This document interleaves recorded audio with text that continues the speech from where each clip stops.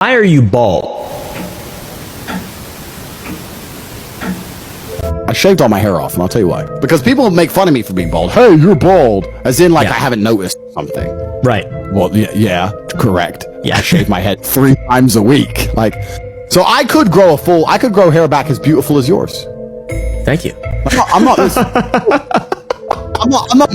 not missing my hair at all. My hairline's fine. I could grow I could have a full head of hair like Tristan if I decided to. When I was maybe 10, my mother and father, we grew up in Indiana in America, and my mother and father got divorced, and my dad stayed in America, and my mother moved back to England with me, my brother, and my sister. Right. When we got the divorce, because my mom was originally from England, and England has a social care system where you get a free house and you can live from the government money, whatever.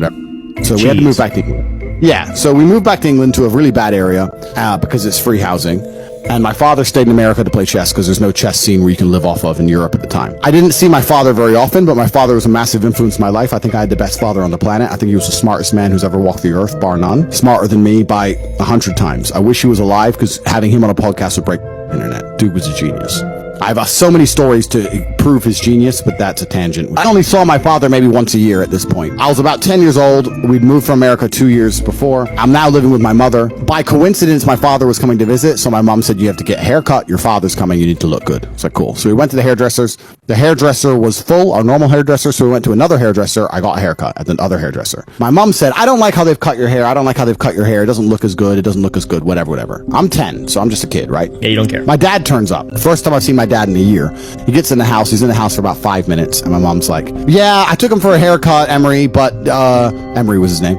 Emery, but, I didn't like the way they cut their hair. And my dad's like, what? And then I'm like, yeah, I don't like how they've cut it. And my dad went nuts. My dad went, you're raising my boys, talking about how their hair looks. They're 10 years old. You got them looking in the mirror like girls. Talk about their hair. What's wrong with you, woman? You're gonna my boys up. And he lost his temper big, right? Mm-hmm. My mom got all scared and said, Emery, it's the first time I've seen you in a year. This is why we couldn't be together anymore. You're crazy.